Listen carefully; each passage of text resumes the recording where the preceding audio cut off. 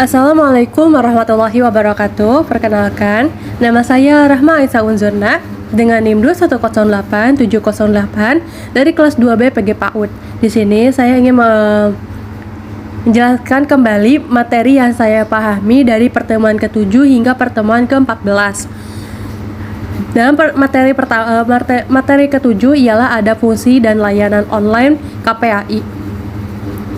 Lembaga KPAI berperan aktif atau mempunyai tugas dalam melakukan pengawasan terhadap pelaksanaan perlindungan dan pemenuhan hak anak, memberikan masukan dan usulan dalam perumusan kebijakan tentang penyelenggaraan perlindungan anak, mengumpulkan data dan informasi mengenai perlindungan anak, menerima dan melakukan penelaahan atas pengaduan masyarakat mengenai pelanggaran anak, melakukan kerjasama dengan lembaga yang dibentuk masyarakat di bidang perlindungan anak, dan memberikan laporan kepada pihak berwajib tentang adanya dugaan pelanggaran terhadap Undang-Undang tentang Perlindungan Anak. Maka, dengan adanya layanan online ini, KPAI berharap masyarakat dapat lebih mudah untuk melaporkan jika melihat kekerasan terhadap anak. Materi selanjutnya yaitu mengenai analisis kasus ibu membunuh anak kandung sendiri. Kasus ibu di Brebes yang tega membunuh anak kandungnya sendiri ini terjadi pada tanggal 20 Maret 2022 pukul 04.30. Saksi mata mengatakan bahwa ia mendengar teriakan dari dalam kamar pelaku bersama ketiga anaknya. Saksi mata lantas mencoba untuk membuka pintunya dan berteriak minta tolong kepada warga sekitar. Ketika pintu berhasil dibuka, terlihat ARK, anak dari korban sudah dalam keadaan meninggal dan berlumuran darah. Pada saat itu, Kasat Reskrim Polres Brebes AKP Soaib Abdullah mengatakan bahwa korban diduga mengalami depresi berat dan sudah diamankan oleh pihak kepolisian. Lalu, materi selanjutnya yaitu mengenai fungsi dan peran Lembaga Nasional Perlindungan Hak Anak. Fungsi Komnas Perlindungan Anak Indonesia adalah untuk mengawal dan mengawasi bagaimana penerapan dan perlindungan anak yang dilakukan oleh para pemangku kewajiban perlindungan anak. Peran Komnas Perlindungan Anak sendiri memiliki pengaruh besar terhadap upaya-upaya perlindungan anak-anak Indonesia, sebab Komnas Perlindungan Anak sendiri memiliki tujuan memantau, memajukan, dan melindungi hak setiap anak, serta mencegah berbagai kemungkinan pelanggaran hak anak yang dilakukan oleh negara, perorangan, atau lembaga. Materi selanjutnya yaitu mengenai konvensi hak anak.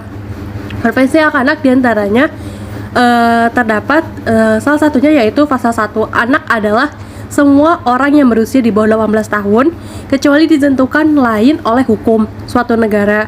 Semua anak memiliki semua hak yang disebutkan di dalam konvensi ini. Pasal 2 yaitu mengenai hak-hak anak berlaku atas semua anak tanpa terkecuali. Anak harus dilindungi dari segala jenis diskriminasi terhadap dirinya atau diskriminasi yang diakibatkan oleh keyakinan atau tindakan orang tua atau anggota keluarga yang lain. Pasal selanjutnya yaitu pasal 3 mengenai semua tindakan dan keputusan menyangkut seorang anak harus dilakukan atas dasar kepentingan terbaik sang anak. Materi selanjutnya mengenai perbedaan anak zaman dahulu dengan zaman sekarang. Pada zaman dahulu dan zaman sekarang terdapat perbedaan dalam cara mendidiknya. Anak kecil memiliki banyak begitu energi, maka sebagai orang tua perlu untuk mengarahkan agar energi itu tersalurkan dalam hal positif, bukan malah dimarahi untuk suruh diam.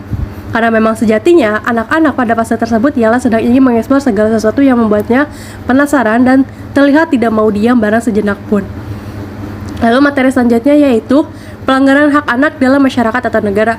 Dalam pandangan masyarakat dan negara terhadap pelanggaran hak anak yang sering terjadi ialah di sekolah. Banyak siswa maupun siswi melakukan aksi bulian terhadap temannya yang mereka anggap lemah. Padahal harus diingat, ada aturan hukum pidana mengenainya.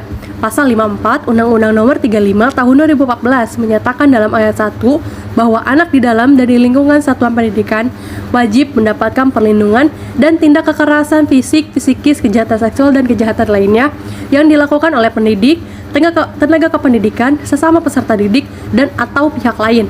Sedangkan pada ayat 2 diterangkan bahwa perlindungan sebagaimana dimaksud pada ayat 1 dilakukan oleh pendidik, tenaga kependidikan, aparat pemerintah, dan atau masyarakat. Lalu materi terakhir yaitu mengenai pelanggaran hak anak atas kesehatan dan ancaman gizi buruk. Departemen Kesehatan Republik Indonesia tahun 2005 dirumuskan dalam beberapa kegiatan berikut. Yang pertama yaitu meningkatkan cakupan deteksi dini gizi buruk melalui penimbangan bulanan balita di posyandu. Yang kedua yaitu meningkatkan cakupan dan kualitas tata laksana kasus gizi buruk. Yang terakhir yaitu menyediakan pemberian makanan tambahan pemulihan kepada balita kurang gizi dari keluarga miskin. Cukup sekian dari saya. Wassalamualaikum warahmatullahi wabarakatuh.